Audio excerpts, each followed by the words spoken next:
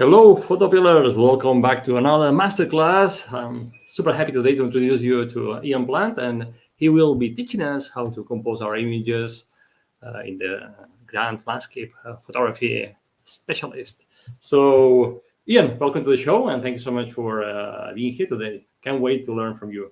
Yeah, thank you, Raphael. I really appreciate the invitation to come on, and thank you, everyone, for joining me today. And so I'm going to be talking about landscape photography composition. And I do ask everyone to bear with me today.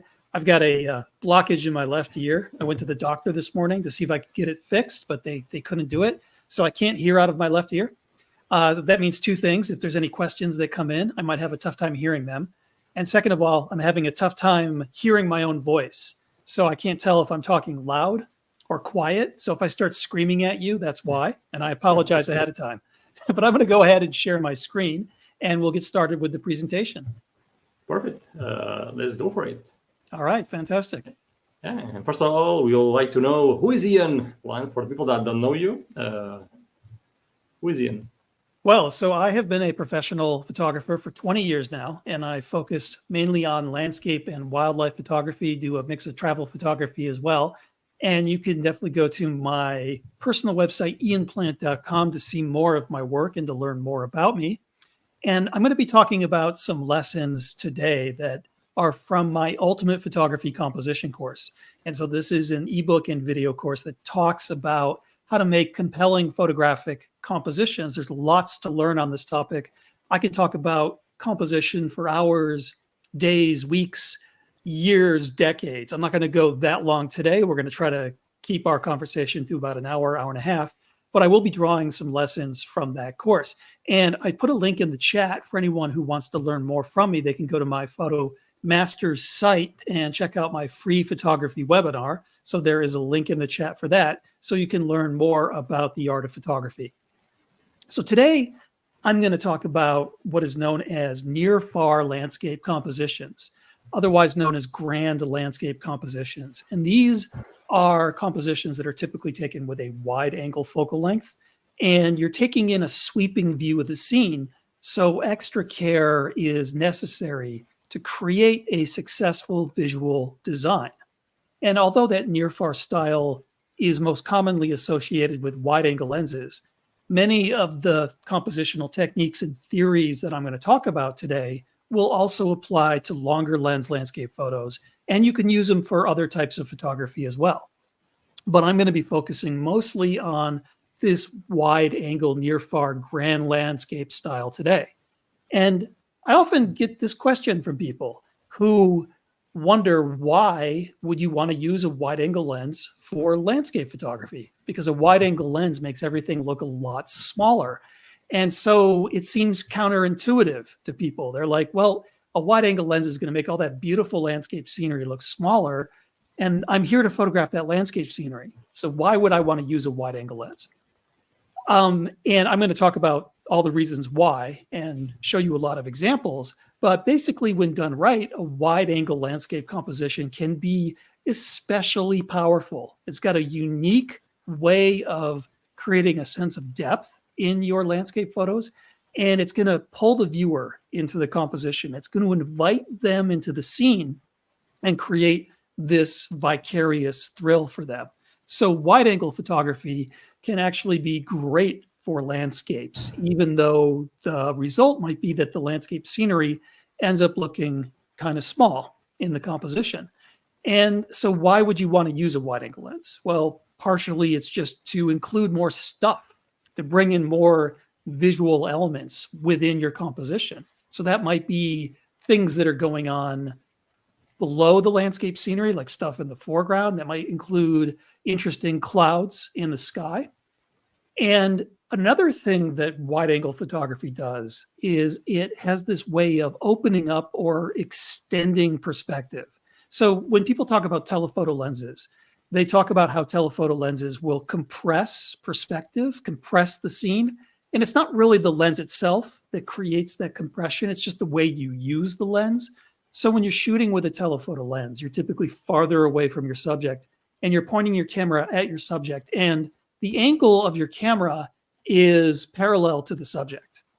And that results in this flatter sense of perspective. But when you're doing wide angle landscape photography, you typically have a foreground that's near you and then the landscape scenery in the background.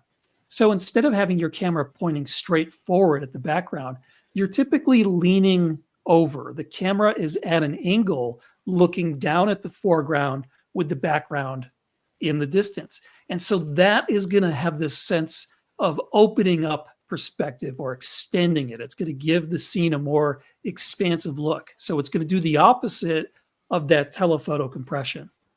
Another reason why I love wide angle photography is that it allows you to manipulate the relative size, the scale of objects that are in your landscape scene. And I want to do this on purpose to create a narrowing of perspective. And I'm going to talk more about that as we get deeper into the presentation. And so with all of these things combined, that wide angle perspective can allow you to create a much more dynamic composition that invites the viewer into the landscape scene you're photographing. It makes them feel like they're there with you looking over your shoulder. And so here's an example of a wide angle perspective.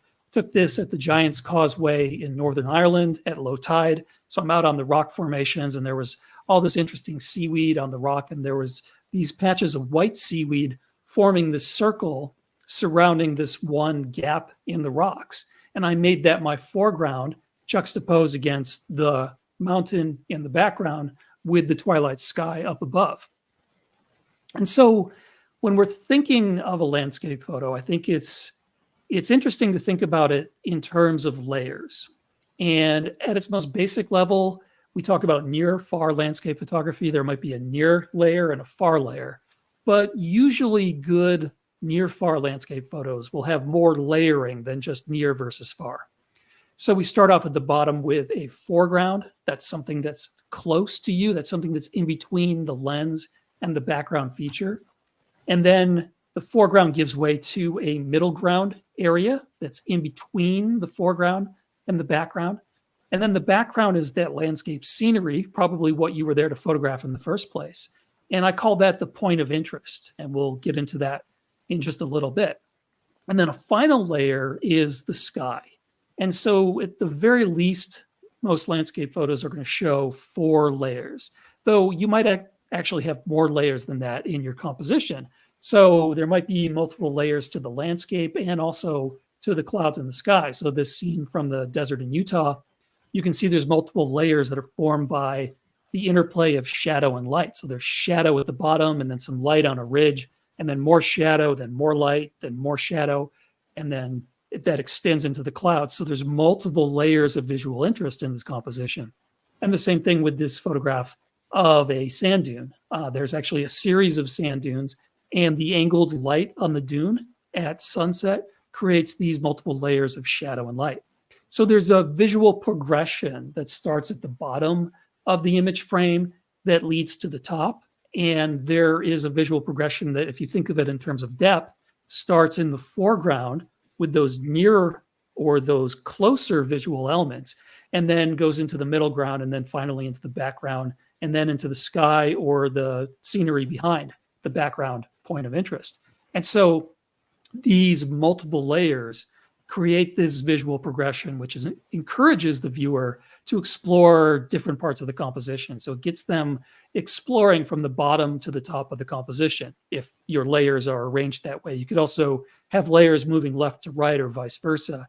So there's different ways you can approach your composition. It doesn't always have to go from bottom to top, but in a lot of landscape photos, you end up with this bottom to top transition. So one thing that's important when you're making landscape compositions is to remember, and this is once again counterintuitive, that the landscape scenery isn't really your subject. And I know that doesn't make any sense because you're thinking, well, I go to Patagonia because of the beautiful mountains and I'm there to photograph those mountains. So why don't I just zoom in on those mountains and take pictures of them? Well, you can certainly do that. But if that's all you do, you're going to end up with a lot of photos that really aren't that interesting, that don't have a lot of depth to them, and that really aren't going to hold the interest of viewers over time. And so instead, it's important to think about the beautiful landscape scenery as just one part of the overall visual design. And with a wide angle near far composition, that landscape scenery typically gets pushed to the background of the composition anyways. And it ends up being somewhat small in the composition. Instead, you should be thinking about all the other visual elements that you bring in and creating an overall design where the landscape scenery is just part of the composition. And so with this photo taken in Torres del Paine National Park in Chile, the composition is really about the shapes formed by the dramatic storm clouds and by the incoming wave that was blurred during a half-second exposure. So there's a lot of curving shapes that are coming together. And those are creating a dynamic and compelling composition. The scenery itself is just, as we say here in the United States, the icing on the cake. It's the cherry on top of the compositional sundae that you're building. And so it's quite small in this wide angle composition. When you're there in Patagonia, those mountains look huge. But in this very wide angle view that I took, the mountains are very small in the composition. They're very important, but they are really just the place that the eye ultimately is led to. There's a lot of other shapes and a lot of other important things going on that make this composition interesting. And here's another really good example of that. So with this composition, which I took on the Pacific coast in the state of Oregon, most people go out there to photograph the sea stacks that are offshore. And you can see the sea stacks in this scene, but they're very small. They're arguably the least important part of this composition. The composition is about everything else. And so here I used a foreground that was created by nothing more than some seaweed that had washed on the shore. And I was attracted to it as a photographer because of its dynamic curving shape. So I knew that that would be a bold shape that would really stand out for the viewer and would help lead the viewer deeper into the scene. And I also liked the shape formed by the shadow. When the sun was setting behind the sea stack, cast a shadow over the scene in front of me, and that creates these strong diagonal lines on the left and the right that lean in and point the viewer to that background scenery. So the background scenery is still an important component of this composition, but this composition is more about everything else. It's about the seaweed, it's about the shadow, it's about stuff going on in the sky, coming together to form a much more interesting shot than if I had simply zoomed in on that sea stack and taken a picture. And something else that I need to get out of the way, and it might be obvious to a lot of people, but I get this question a lot.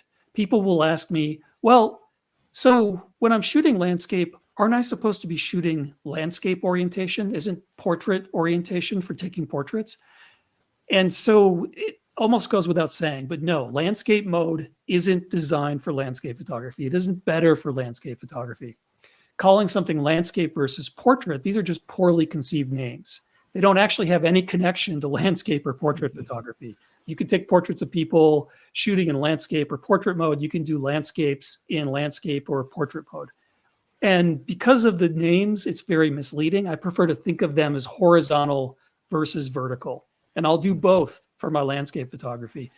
As a matter of fact, I think you'll notice that probably 75% of my landscape shots are vertical. And I do that on purpose because a lot of times I'm trying to bring in a lot of stuff from down below in my foreground and a lot of sky at the same time. And vertical makes it easier to fit everything in. And so it's pretty simple. If you've got lots of stuff going from left to right or vice versa, you shoot horizontal. If you've got lots of stuff going from bottom to top, you shoot vertical. And so these are all examples taken in Badlands National Park in South Dakota, one of my favorite places to do landscape photography.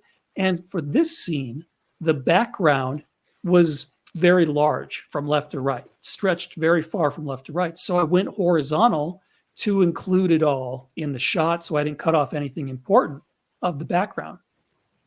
This shot, on the other hand, I didn't really have that much that was interesting on the left or the right. Instead, the visual progression was bottom to top. So I went vertical so that I could include more of the interesting foreground shapes and more of the compelling sunset sky. And so the Badlands in South Dakota, I love going there and I love teaching photo workshops there because it's a great place to learn this near-far style of landscape photography. There's a lot of interesting colors and textures there. And I feel like I'm a kid in a candy store when I'm making photographs there. There's just so much raw material to work with. It's so much fun doing wide angle photography there. And during the summer, you get these massive storms that come across the Great Plains that really bring the landscape to life. So it's a fantastic shooting experience. So this near far style, getting back to this idea of near versus far, is a style where you juxtapose a nearby foreground object with an interesting background. And wide angle lenses are especially well suited for these near far compositions because it'll make the background look smaller. And then you can get close to the foreground to make it look bigger. So the closer you get to something, the bigger it's going to look. So that wide angle lens is going to make everything look small. And if you get closer to something, you can make it look much larger. And this creates this manipulation of the relative scale of objects. The foreground, which might be quite small, becomes big. It suddenly looks big, as big or bigger than the background, the giant mountains or whatever scenery you have in the background. And of all the different types of landscape photography that you can do, this near far wide angle style is the kind that excites me the most. I do carry around a short telephoto zoom when I'm doing landscape work, and occasionally I'll zoom in and do a more intimate landscape composition, but I just don't find those as exciting. The wide angle stuff is much more difficult to do because you're working with all these different visual elements. You can't as easily exclude things, but it's so much more satisfying when you can make it work. So this is the kind of thing that I love. And so when you're doing this near far style, it's a good idea to start by first identifying a point of interest, something that is going to draw the viewer's eye to the background. And this point of interest is going to create this narrowing of perspective, this implied narrowing of perspective that will focus the viewer's attention on that place in the composition. And it will also hopefully you'll have a lot of your compositional elements pointing to or leading to that point of interest. And so typically the point of interest is going to be the background landscape subject that you were there to photograph in the first place. So you go to Iceland and you want to photograph one of the famous mountains there, and you go to that area, and that mountain is your point of interest in your wide angle shot. And I'm often looking for something with a literal point, something pointy. Usually I'm looking for something that stands out from its surroundings. So it might be a very obvious landscape feature like the tallest mountain in the area, or it might be something that's not quite as obvious. And so there might be multiple features in the background, and I'm looking for one that just stands out, that you are more likely to notice. And if it comes to a point, creates a bit of a triangle, that's good too. And I'll talk more about that later on. And so here's an example from the coast of Lake Superior in Minnesota, here where I live. And there wasn't really anything interesting when I was photographing looking out at the lake because there's nothing out there, just water. And so I chose this composition in a place where there was a small island right off the shore. And that island becomes the point of interest in the background of my composition. So spending some time to look for that feature that stands out a little bit can be really useful. And of course, you've seen a lot of examples of point of interest in the images I've shown already, and you'll see plenty more as we go on. I think it's a pretty self-explanatory concept. When you don't have any obvious point of interest, you can bring in other visual elements. So something in the sky can become a point of interest. So the sky itself, if you've got a really beautiful sunrise or sunset, that can be a point of interest. For this drone photograph that I took while I was in the Gobi Desert of Mongolia in the winter, this is a frozen river, and I flew along the river with my drone until I found this really dynamic S-curve. And then I parked the drone hovering there, waiting for the sun to rise above the cloud in the background. The sun becomes the point of interest in this composition. So it's that background element that attracts the viewer's eye. And you can see how the compositional shapes in this image lead the viewer to that point of interest. So the S-curve of the frozen river, and then the lines that are formed by the cloud and by the mountains and the sand dunes, all of those are pointing the eye to that point of interest. So after you have found your point of interest. Once you figured out what you want to put in the background, then you need to find a good foreground that will interact with that background. So you start with the far, and then you find the near visual element. And so the foreground is going to add depth and visual interest to your photograph. You know, what I was talking about earlier with a wide angle lens, when you've got this close foreground, you're up above it looking down with your camera at an angle, and that's going to open up the perspective. That's just going to give those landscape photos that more wide open grand landscape look. And a good foreground is going to give the viewer a logical starting point for their exploration of the composition. And a good foreground should also be interesting. It should have a dynamic shape that will lead the viewer to the background. And so a wide angle lens allows you to exaggerate the size of the foreground by getting closer to it. So you make the background look a little bit smaller and the foreground bigger. And it's important to take the time to find the right foreground, because I think it is arguably the most important part of your landscape composition. And literally, it's the stuff that's at your feet most of the time. It's the stuff that's right down in front of you.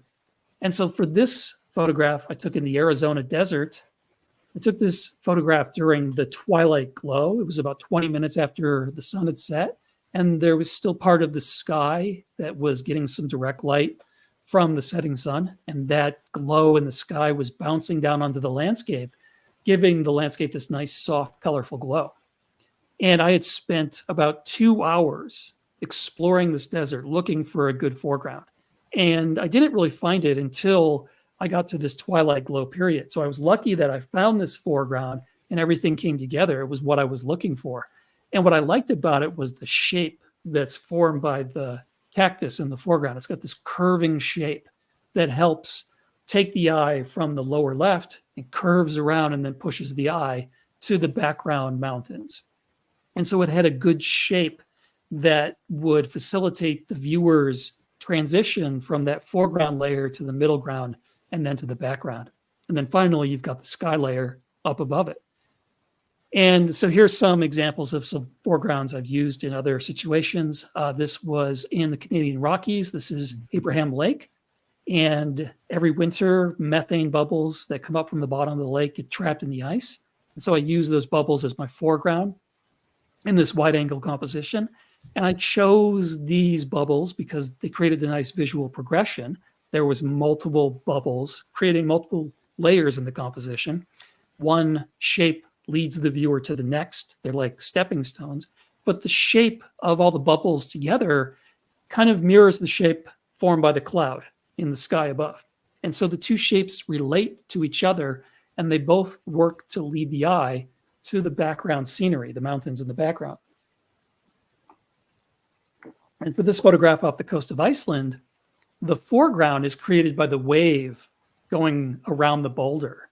And so as the water flows during a half-second exposure and it blurs, it's creating this heart shape around the boulder. And so that became my foreground for this near-far composition. So if you don't really have an interesting foreground, if you're working on the coast, you can use wave action to create an interesting foreground shape.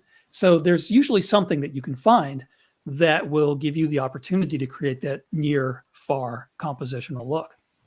And I will use this even if I'm working with longer lenses. So this is a photograph from Badlands National Park in South Dakota, and I zoomed in to photograph the interplay of light and shadow on these ridges in the distance and to capture the double rainbow in the sky behind them. And so having a little bit of light on that one ridge that was closer to me, that's at the bottom, that is my foreground, even though the foreground in this case was several hundred feet away from me.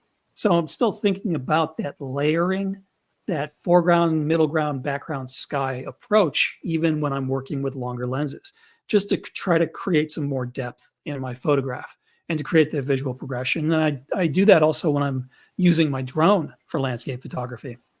So this is a scene from Norway in winter, and I was flying above this fjord, and I had beautiful mountain scenery in the background, some nice light on the mountains, some interesting clouds in the sky.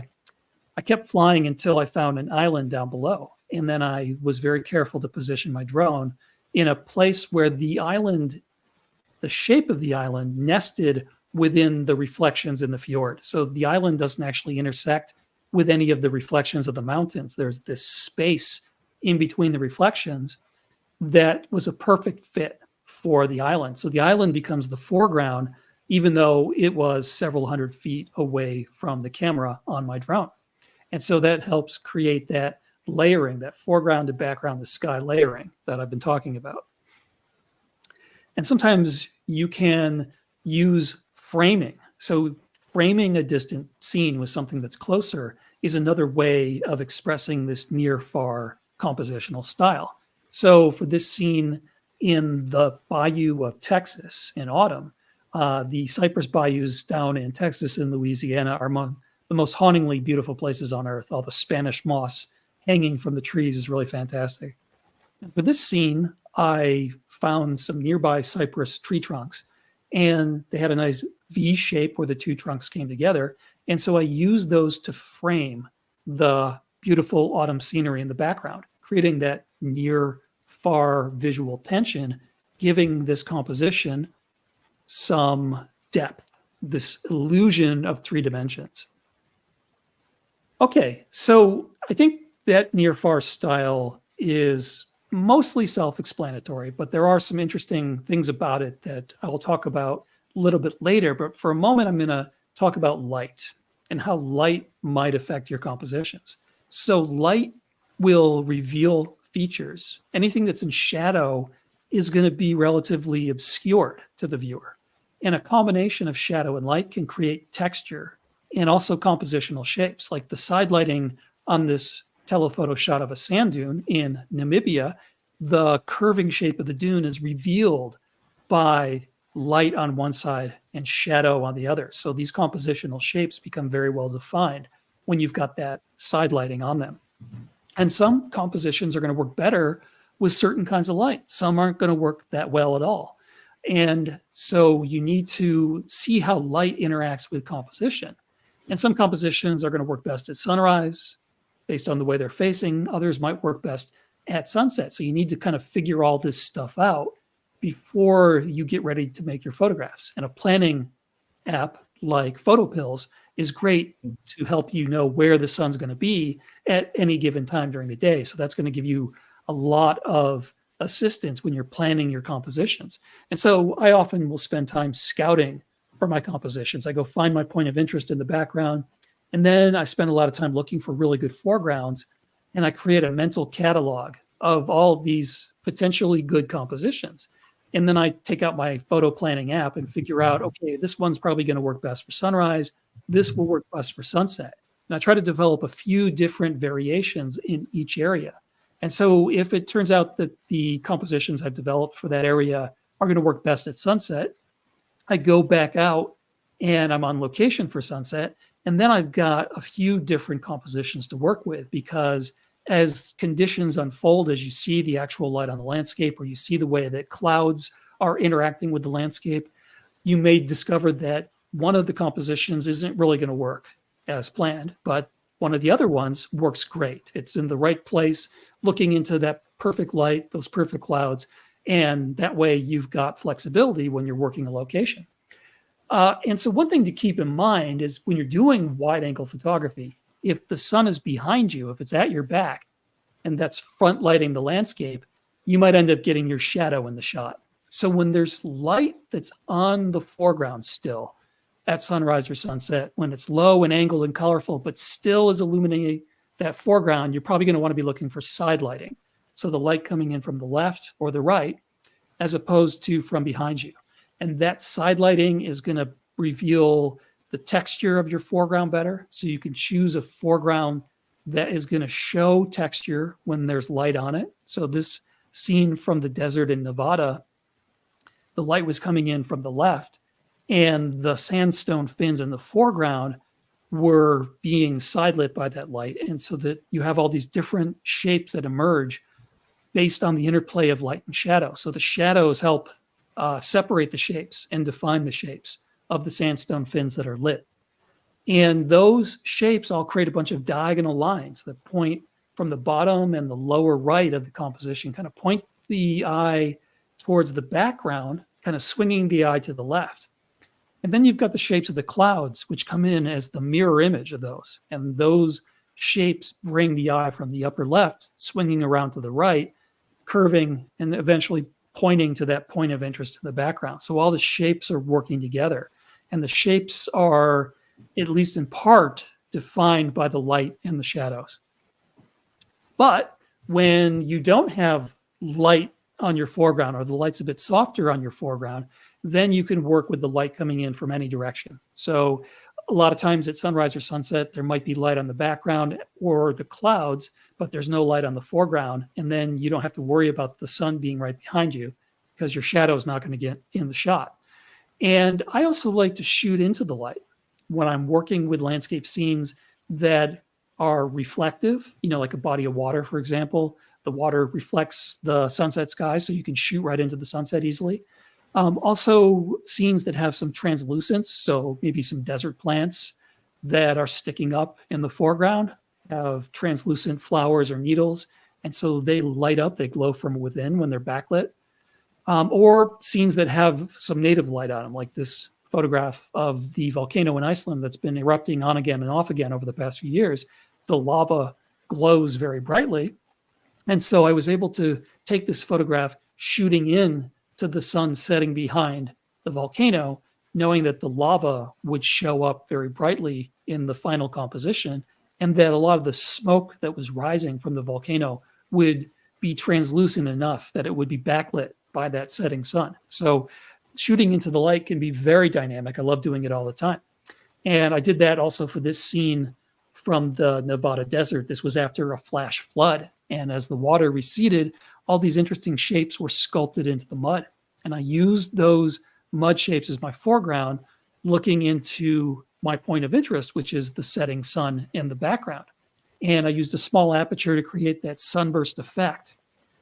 And this is a really good example of what I was talking about earlier, about how the landscape scenery really isn't your subject. And so I was in an area with beautiful landscape scenery. There was all these beautiful sandstone formations, but those are far away from where I was photographing this rippled mud. And so you can see the sandstone in the background, but it's too far away. So it's very small and it's in silhouette. It's completely dark. So you can't see it at all. So the scenery is irrelevant to this composition. This composition is all about the shapes created by the mud that was left behind after the floodwaters receded. This is the kind of thing that most people would just walk right over without sparing a second thought. But if you're looking for really interesting abstract shapes to use in your foreground, you can take a scene like this and transform it into a dynamic landscape near-far composition. And here's another example of shooting into the light. This was in the famous dead fly in Namibia. And so I was photographing the dead tree with these big sand dunes behind it. And the sun was rising above the sand dune in the background. And so I chose a composition where the sun was just outside of the image frame. And so I wasn't getting that sun star effect, but I was still getting some glare from the sun at the top. And that's backlighting the tree, which is my point of interest in the background. And the shadows coming from the tree create these leading lines. Those shadows are my foreground. So shadows can be very creatively incorporated into your landscape compositions. And we talk about chasing the light when we think about landscape photography, but really what we should be chasing is dramatic weather. And with any luck, the light will go along with that dramatic weather. But just put it out there bluntly, blue skies and fair weather, the kind of weather that tourists love, sucks for most landscape photography. It's just not good. There are some exceptions. A bright sunny day is what you need if you're photographing slot canyons, for example, because you need that bright sun hitting the rocks at the top of the canyon to create that famous bounce glow that the light bounces off of the sunlit rocks at the top down into the shadowed parts of the canyon. And without that sunny weather, you don't get that famous glow. But for virtually every other type of landscape scene, sunny weather is no good. You want weather to create dramatic landscape photos that stand out from the crowd. So the weather adds drama and color to your landscape compositions. It helps tell a story of the landscape. It creates a moment that's more interesting for the viewer. And to me, the most important thing is that the clouds bring shapes, texture, and color to the sky, making it more interesting. So without the clouds there, if I've just got a sunny day, I'm often really not interested in what's going on. And so this is a photograph taken in Badlands National Park in South Dakota. And you can see how I put it all together. I had this really incredible stormy sky, beautiful rainbow.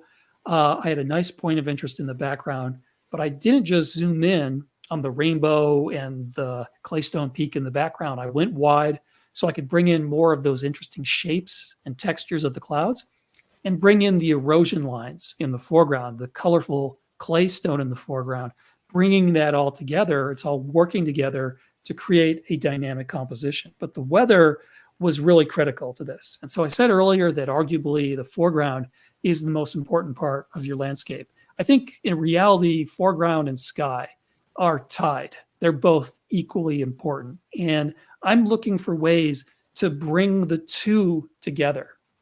And so here's just an example of how weather can transform the scene, but it can also transform the light. And so this was taken in Grand Teton National Park in Wyoming. And if I had photographed this on a purely sunny morning, there would have been some weak light on the mountains with a little bit of color, but it would have been pretty boring. But with weather, not only is there more interest in the scene, so I've got fog down below the mountains and I've got these storm clouds above the mountains, and parts of the scene are in shadow and have gone kind of darker and a cooler blue. Other parts of the scene are in that golden sunrise light. And so there's this blue gold color mix, which is very dynamic. And you've got all the different layers that are created by the weather and the landscape interacting and by the shadows and the light. But the light itself is a lot stronger than it would look if I had taken this on a sunny morning without any clouds, because the clouds, when they catch light from the rising or setting sun, they become like giant reflectors, and they reflect and bounce that colorful light down onto the landscape itself and onto other clouds. There is a magnifying effect. And so the most intense sunrise and sunset colors you're going to see are going to be on those days when you've got a lot of clouds in the sky. You still need a gap where the sun is coming up or going down so that the light is able to break through. But having those clouds bouncing the light around is just going to make the colors and the scene look otherworldly. Raphael, I'll just take a quick break. Are there any questions that have come in? I gotta say, Ian, I love your images and your compositions. Really, I'm like, oh, this is awesome. I love it. Oh, thank you. That's the reaction I'm always going for. Yeah. There are two questions that are more technical than composition-wise, but Paul Larson is asking if you use focus stacking on your shots. Yes, that's a great question. So for those of you who don't know, focus stacking is a process where you keep everything the same. You have the same composition, you have the same exposure, you just move your focus point and take multiple exposures. So you might focus on the foreground and then focus on the middle ground and then focus on the background. And then you blend those images together using a computer program. And this is called focus stacking. And it allows you to get sharper results, to get that deep focus look from near to far where everything's in focus, which is pretty common for landscape photography. I do use focus stacking a lot. I haven't used it all my career because it wasn't really an option, but in the past 5 years, I started using it for just about every landscape photo I take. The other way to get that deep focus look is to do it the old-fashioned way. And that involves focusing on what's known as the hyperfocal point, which is a point in between your foreground and your background. So if you focus on your foreground, your background's going to be out of focus. If you focus on your background, your foreground's going to be out of focus. So you focus somewhere in between those two, and then you use a smaller aperture to extend your depth of field until it covers the entire scene.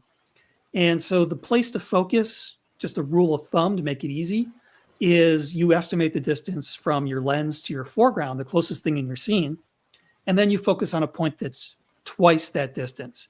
So if the foreground is some flowers that are 4 feet away, you focus on a point that's 8 feet away, and then you stop down to a small aperture like f11 or f16 to get depth of field to extend across your entire scene.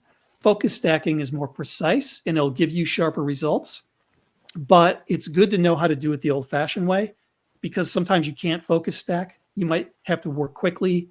You might be hand holding, like just taking a very quick shot. And so focus stacking is a lot easier if you've got a tripod. The light might be changing quickly, or you might have a scene where there's a lot of wind blowing things around. And so you can't take multiple images and then stack them together later without getting a lot of motion blur artifacts. So being able to do it both the old-fashioned hyperfocal distance way and to do focus stacking, I think is really, they're both useful skills to learn as a photographer. Yeah, totally. We have another question from PJ Miller. Do you use any grad filter when shooting to the sun? Yeah, so that's a great question as well. And so graduated neutral density filters are darker on the top than they are on the bottom. And so they're designed to balance your exposure. So if you're shooting a sunset landscape scene, the sky is brighter than the landscape down below that's in shadow. You use the grad filter to even out the exposure. And so these were really critical in the days of film. In the days of digital, they're not as necessary. I don't use them at all anymore, because with digital cameras, you've got two things. One, digital cameras have got more dynamic range than film ever did. So a lot of times your dynamic range might be so good that you can take your photograph with the proper exposure for the brightest parts of the scene. So you're not overexposing the sky at all. And the landscape might look very dark, but you've got so much dynamic range, you can raise the value of the shadows later and they're going to look just fine.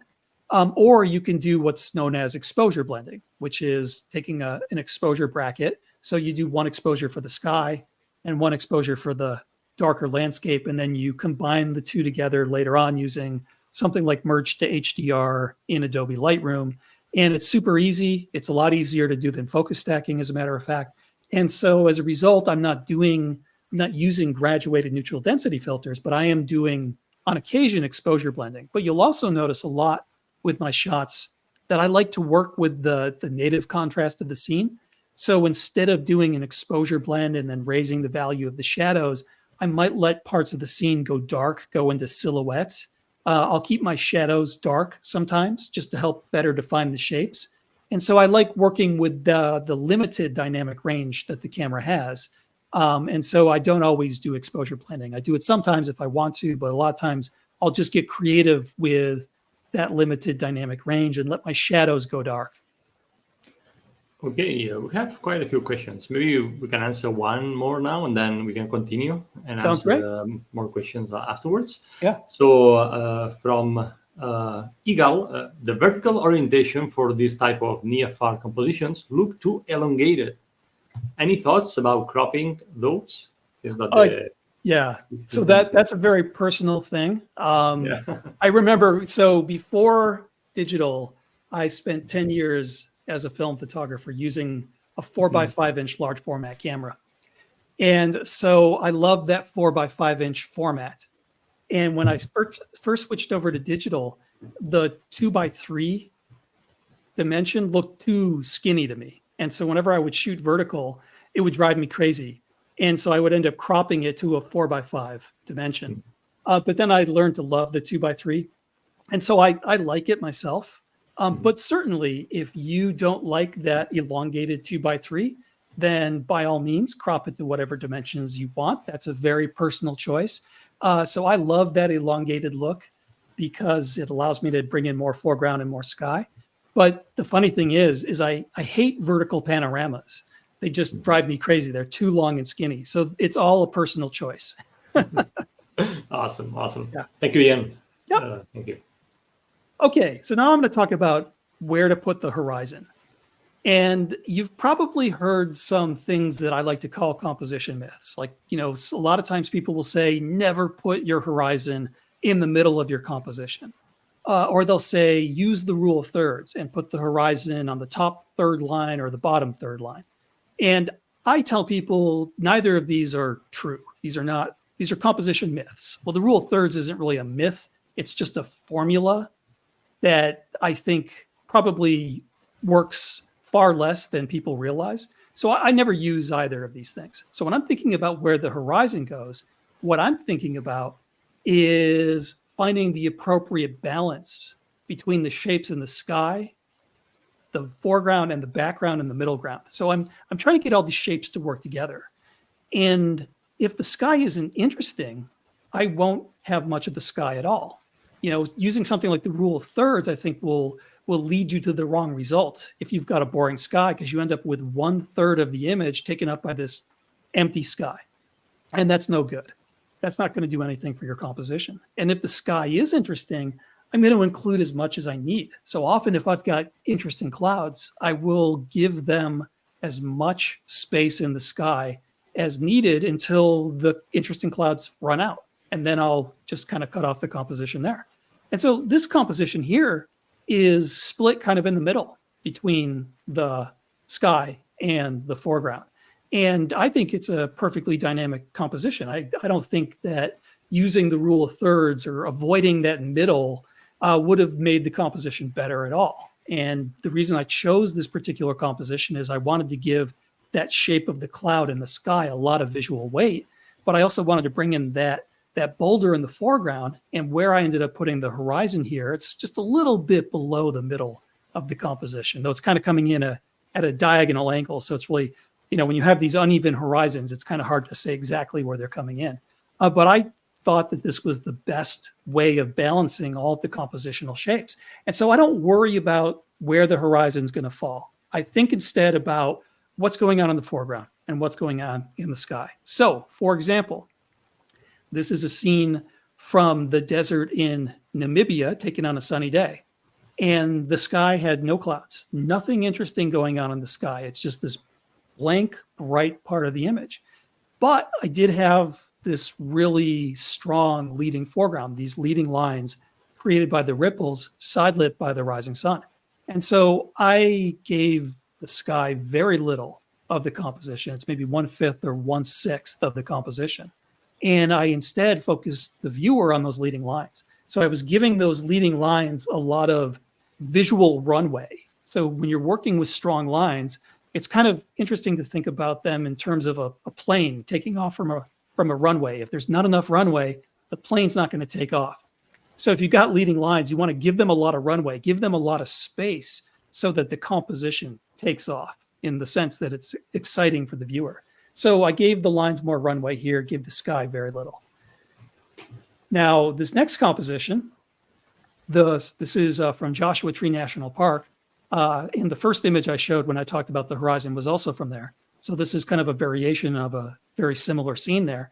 Here, the most dynamic part of the scene was this curving shape of the cloud in the sky. So I actually pushed the horizon down really low in this composition because that was the leading line. So instead of coming from the bottom, the leading shape is coming from the top here. So I gave that curve a lot of this, probably 3/4 of the composition. And so one type of composition where we tend to put the horizon right in the middle and never think twice about it are reflection shots. And so often when you're shooting reflections, you will give the sky and the reflection equal amounts of space within the composition. And no one ever says that there's anything wrong with putting the horizon in the middle of a reflection shot. It's not like reflections are a specific exclusion to this rule. It's just that the rule is a bad rule.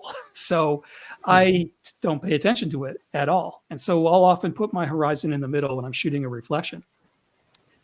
And a lot of times when I'm building my landscape compositions, even if I don't have a literal reflection, I'm thinking about the scene in terms of an abstract or figurative reflection, in the sense that I'm looking for shapes in the foreground that repeat or mirror or otherwise relate to the shapes in the sky above.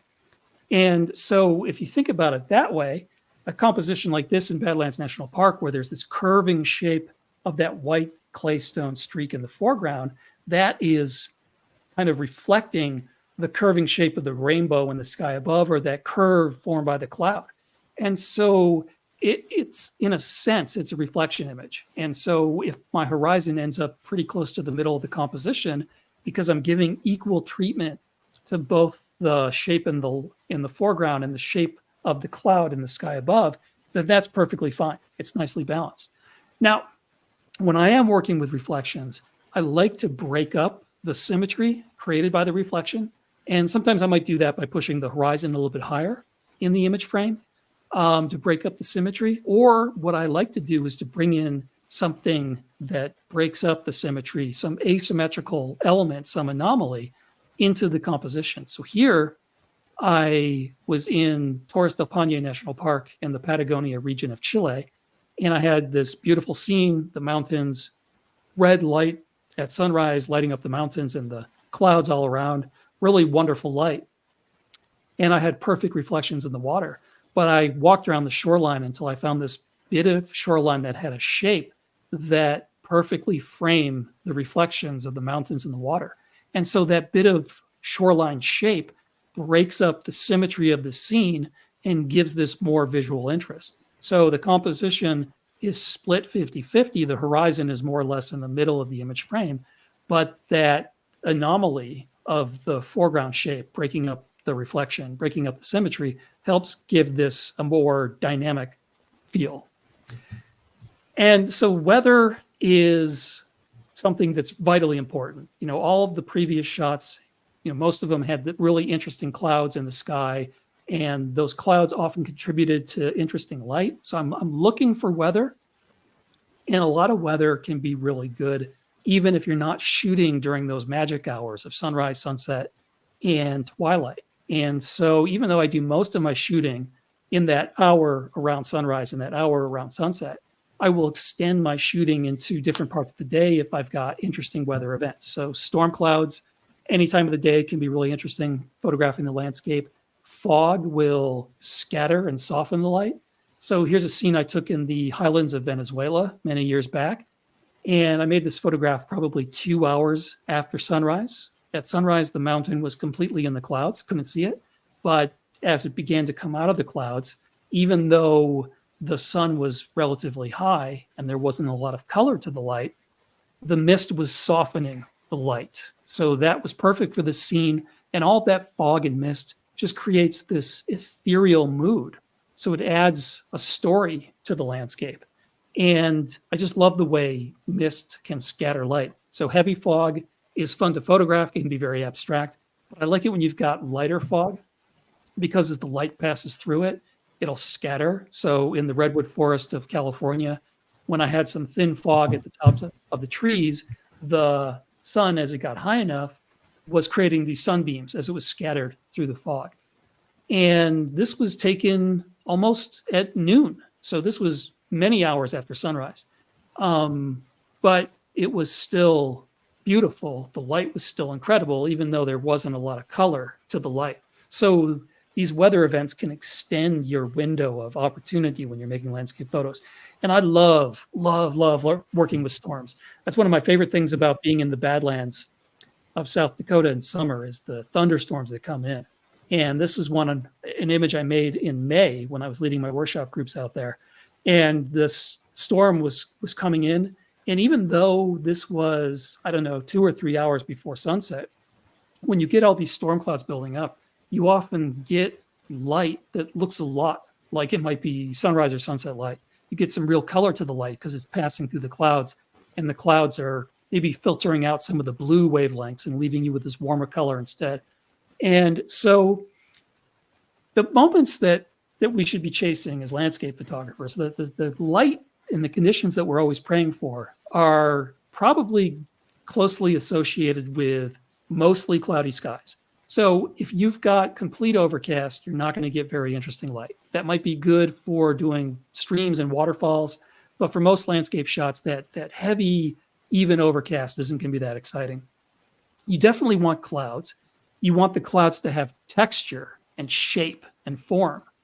But most importantly is you want there to be a gap in the clouds wherever the sun is. And so for this photograph taken in the Utah desert, I had these storm clouds building up all day, but there was this one gap on the western horizon where it stayed clear. So I knew that when the sun set in the west, it would hit that gap and I would have amazing light. And that's exactly what happened. And so for this composition, the light is actually behind me. The sun was setting behind me. And so this is not looking into the sunset. This is looking away from the sunset. And this is something I have to tell people all the time when I'm teaching landscape photography, is that when you have that amazing sunrise or sunset sky, if you're on the coast and you've got reflections, then yeah, by all means, point your camera towards the sun. But for a lot of landscape scenes, instead of trying to shoot into that sunrise or sunset sky, turn the other way and see what's happening to the landscape behind you. Because when you're shooting into the light, unless the scene is really good for shooting into the light, like as I said earlier, it's reflective or it's got some native brightness to it. A lot of times when you're shooting into the light, the landscape's going to go into silhouette. It's going to go into shadow. And even if you do exposure blending and try to raise the value of the shadowed landscape, it might not look that good because it's in very flat light. But if you turn around, especially when the sky lights up, what I was saying earlier about how the clouds act like giant reflectors, they're going to bounce that light back down onto the landscape. And that's what happened here. I had all this golden red color in the clouds all around me. And all that light was bouncing down onto the landscape opposite of where the sun was setting. And so I've got this golden light on the entire scene. And so it all came together. There was light on the clouds. The clouds had a lot of texture. So you see this radial pattern formed by the light and shadows on the cloud above. And then I found a foreground that resembled that pattern, that mirrored that pattern. So there's the radial diagonal lines created by the erosion in the claystone here. And so all of the compositional shapes and the colors are working together to lead the viewer to that point of interest in the background. Okay, so I've thrown a lot at you. And composition can be very complex. There's a lot of different ways of approaching composition, a lot of different tools that you can use. And you could talk about composition, argue about it until the end of time. I'm going to try to take this down to something very simple. When you're looking for landscape compositions and you're doing this near far wide angle style, I want you to think of a triangle. You're basically trying to create a triangle with these near far landscape compositions.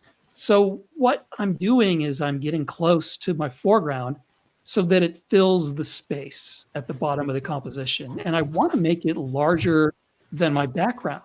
And this is something known as diminishing scale in art. And so diminishing scale basically is quite simple. Anything that's farther away from the viewer will look smaller. So if you're looking at a line of people stretching from near to far, the people way in the background are going to look a lot smaller than the people that are close to you. And this diminishing scale is very useful when you're creating compositions because that diminishing scale can help pull the viewer's eye deeper into the scene. And I'll show you exactly how that works in just a moment. So basically what you do is you think of your foreground and then your point of interest in the background. And it being a point of interest, a literal point, is kind of important to this because when you have two lines coming to a point, that's the three edges of a triangle. So the point of interest becomes the top edge of the triangle. And so if you connect the edges of your foreground to that point of interest in the background, it's going to create this implied triangle shape with one end pointing up. So you got two ends down below, one end up. And that's going to create a narrowing of perspective that draws the viewer deeper into the scene. And so you can see the triangle shape formed by this foreground here, which is a tidal pool that was left behind when the tide was going out on the Norwegian coast. And there was a little bit of foam creating a nice shape. So if you go from one end of the pool to the other end of the pool, and then you draw a line from both of those ends to the point of interest in the background, they create this implied triangle. And so you can still see, hopefully, oops, sorry, go back. Okay, so hopefully you can still, oh, there, I did it again. I'm just going to leave it like that. Sorry, sometimes Keynote gets ahead of itself. And so without the triangle on it, you can still squint and see that triangle. And so that is creating this narrowing of perspective. I'll put the triangle back on. So the foreground's wider and the perspective gets progressively narrower until you get to that background. And this is what makes wide angle photography so effective. It's very easy with a wide angle lens to create this narrowing of perspective. So this diminishing scale is something that I think is very obvious when you're looking at a subject that has parallel lines. So looking down railroad tracks or a road, the edges of the road or the railroad tracks are parallel. They never touch. But with a wide angle perspective, as you're looking and those road edges are getting farther and farther away from you, they appear to be getting narrower and narrower, closer and closer until they touch at a point in the distance. And in art, this is called vanishing point. And so vanishing point, that triangle creates that vanishing point. And so this was something that Renaissance artists started using, and they used it to create this illusion of depth in their paintings. But they also figured out that it was a very powerful compositional tool. Wherever you've got shapes or lines converging, the viewer is naturally going to be drawn to that place within the composition. So that triangle shape creates that vanishing point in the background, and that's going to draw the viewer into the scene. And so I think it's easier to get that vanishing point with a wide angle lens because of what's known as perspective distortion. And that's basically when you get close to something with your wide angle lens, you make it look bigger, and anything else that's farther away looks smaller. And so you can make the foreground bigger than your background. When you're working with longer lenses, it's more difficult to create that perspective distortion effect. It's not impossible, but it's just more challenging. And so this scene from the dead fly in Namibia was taken with a longer focal length. And at first glance, you probably don't see that triangle effect. You don't really see that narrowing of perspective here, but you can create the illusion of the narrowing of perspective by just looking for a simple triangle. And so actually there is a triangle in this composition formed by the branches of the tree here. So this is coming in from the top, but it's still creating that narrowing of perspective that leads the viewer into the middle part of the composition. So even when I'm working with longer lenses, I'm still looking for ways to create that narrowing of perspective. But I'm going to show you a few more wide angle examples. That's what we're here to talk about. So this scene from the Olympic coast using the rippled sand in the foreground. And I chose a composition, chose a position. So the ripples spread out to the left and right edges of the image frame at the bottom, connecting with that point of interest in the background, the C stack. You can see that triangle, that narrowing of perspective. And you can see it here as well. You know, sometimes the triangle is pointing straight up. Sometimes the triangle is more at an angle. I kind of like these angled triangles. They're a little bit more dynamic. So if I can get the bottom line of the triangle to be at a diagonal angle as opposed to flat at the bottom of the composition, I'll often look to do that. So you can see now why I'm choosing to make that foreground so big, to loom so large in the bottom part of the image frame, is to create that narrowing of perspective. So this is why I want the background scenery to be smaller than the foreground. So this is why we're intentionally using that wide angle to make the big background scenery look smaller. You don't want it to go too small, but you want it small enough so you're creating that narrowing of perspective. And you can see for a shot like this, even though I didn't have that dramatic sky or that dramatic color, don't have my storm clouds or my rainbows or anything like that. This was one of those, blue sunny days that are terrible for landscape photography. But when that happens, I pay extra attention to composition. And even on a day where the conditions aren't ideal, you can still make dynamic compositions, keeping this triangle in mind. So I got close enough to my foreground, these cactus, and created that triangle pointing to the sun rising behind the peaks in the background, that point of interest. And so it ends up being a very dynamic composition. And I'm very happy with the results, even though I didn't have that incredible stormy weather that I'm always hoping for, or that really beautiful sunrise light that I'm always hoping for. And so here's just another example of the triangle. You can see this seen from the narrows of the Virgin River in Zion National Park, but actually the triangle is part of another shape.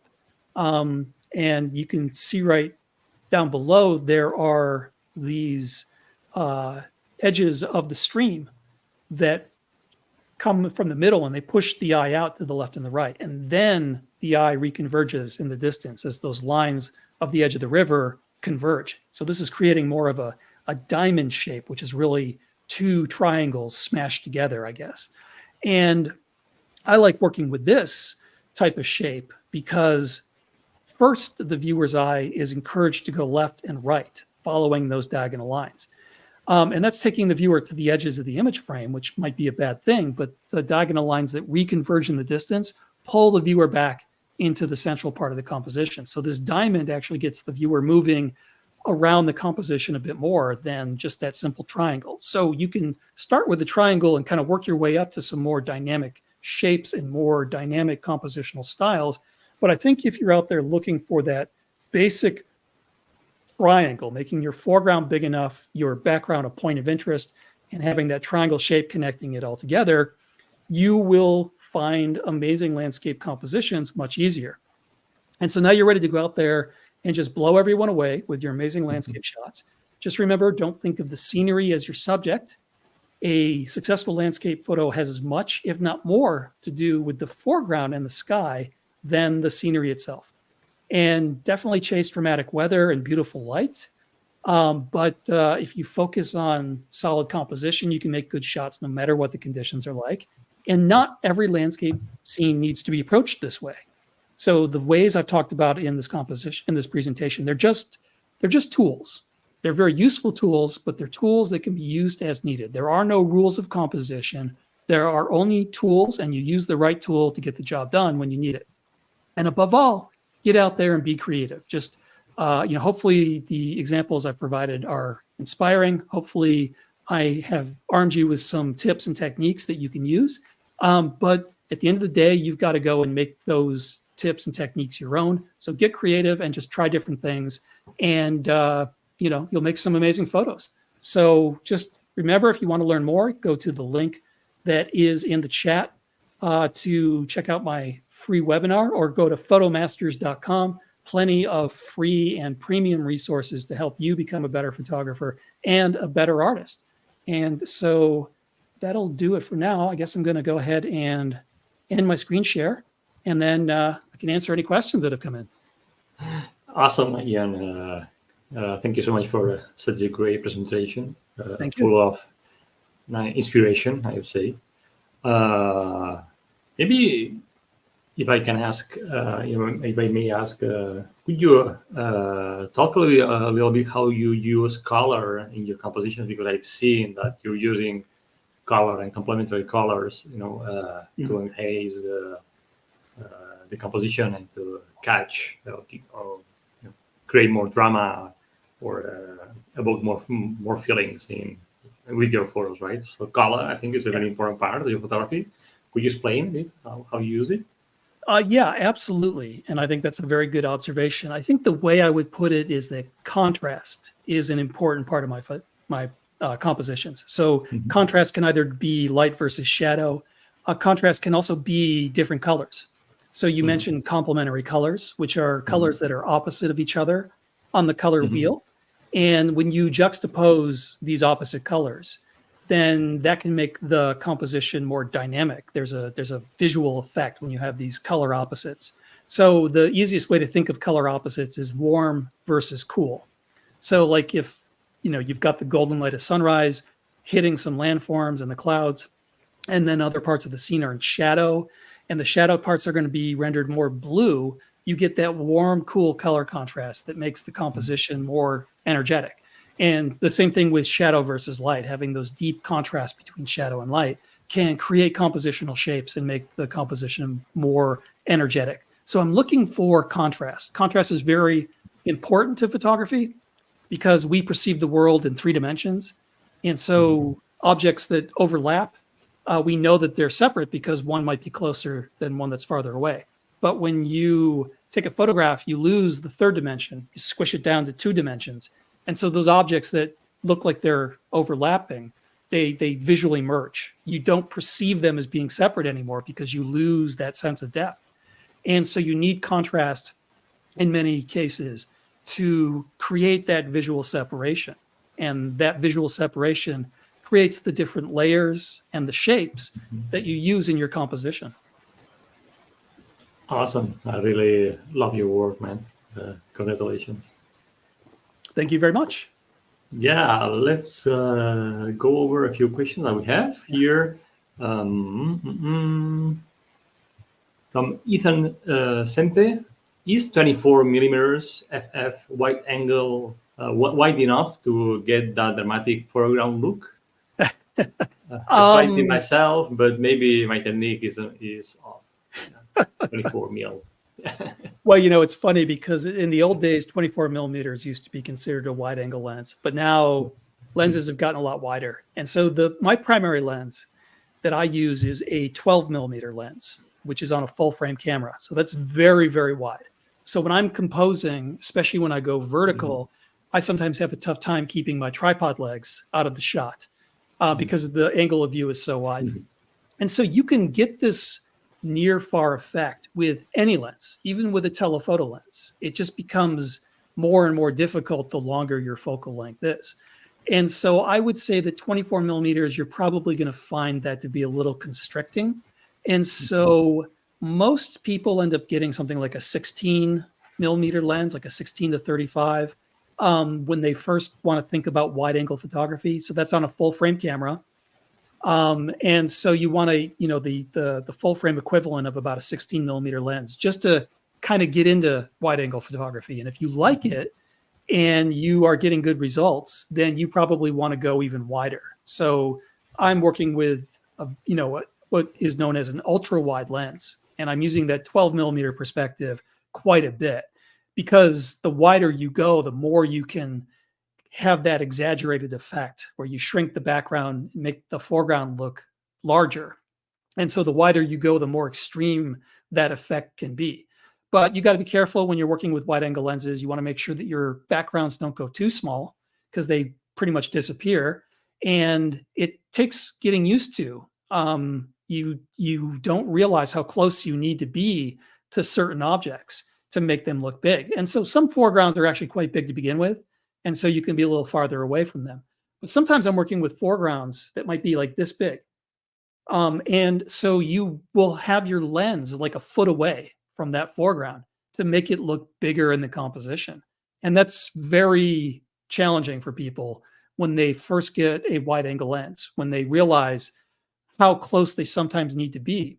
But once you kind of master that effect, then you start seeing all these opportunities that you otherwise wouldn't be looking for because you know that you might find something that's really small in the foreground that looks interesting. And normally you would just ignore it because it's too small. But now you're training your eye to see it. You're like, oh, yeah, I know if I get my lens a foot away from that, it's going to fill that foreground space in my composition. And this is going to be awesome. So it takes getting used to. That's why I recommend people start with a normal wide angle zoom, like a 16 to 35 or a 17 to 40, before they graduate to the ultra wide and go wider than that. Awesome, awesome. Thank you for the feedback and help. Okay, then we have Gonzalo Contreras de Solar. You mentioned that you use a drone. Mm-hmm. Does it have a professional camera, or you use the drone with the camera incorporated that has less pixels? Yeah, so the drones always have a camera built into them. And so the drone that I'm using, the camera, I've got two drones, one that's got a 20 megapixel camera, one that's got a 48 megapixel camera. So they're respectable. They're not as big as the megapixels I'm getting with my land camera. But you can still get really great results with those drone cameras. So, and I love using the drone for landscape photography. It just opens up a whole new dimension to your photography. Yeah, definitely. Okay, next question. Alan Rankin, any tips on capturing such fluid water elements with the images? The breaking water on the rocks is awesome. It shows so much movement. Yes. So the trick to using the water is that you want to have a long exposure because you want to blur the foam in the water as it's moving. And that's what creates the interesting shapes. And so typically when I'm working on the coast, I'll start with a half-second exposure and experiment from there. But usually a half second or 1 second gives me that perfect motion blur. And so you want some texture in the water. You want the shapes to blur and create these lines or these other compositional shapes. So you want to have a mix of texture and blur. And so usually a half second or 1 second will get you there. And then you just take a lot of shots. So I'll set up my tripod on the edge of the water. And as the waves come in and out, I'll shoot in continuous mode. And I'll just keep firing. And I'll look every now and then at the images to make sure I've got the right shutter speed, that I'm getting the right look. But often you're waiting for that wave to create that perfect shape. And you can't predict it. You can't force the wave to do what you want. And so it's pure luck that you get a wave creating a really dynamic shape. And so you just have to take a lot of shots. So sometimes I'll be sitting there on the coast taking 60 or 100 shots of the exact same composition as the waves move in and out. And then I'll sort through them all later and pick the one that's got the best wave. And that'll be the shot that I process. Thank you. More questions from Michael Duport. You touched that panel horizontal being too thin. I think you mentioned that there was the Vertorama, the vertical panel. If you are doing a panel, how do you get that large, bold panel shot? So when you're doing a panorama, either horizontal or vertical, it is more challenging to get this bold near-far look, because it's kind of harder to visualize your composition when you've got to move your camera and then stitch it all together later. You can still get it. I think it is a lot more challenging because usually what happens is you have to move your camera left or right or up or down. And so if you're right in front of a big foreground, as you move your camera around, you're going to be moving the camera away from that foreground. So it's not going to be in the optimal position. So I think that panorama photography, it's really, really difficult to do this dynamic near-far style when you're shooting panoramas. Probably easier if you're shooting vertical panoramas than horizontal panoramas. I don't really do panoramas myself, so I'm probably the wrong person to ask this question. There might be some photographers who do panorama photography a lot who have managed to figure out a way to incorporate this near-far style into their panorama photography. But my sense is that it's just very difficult. Panorama is a much different way of approaching the scene.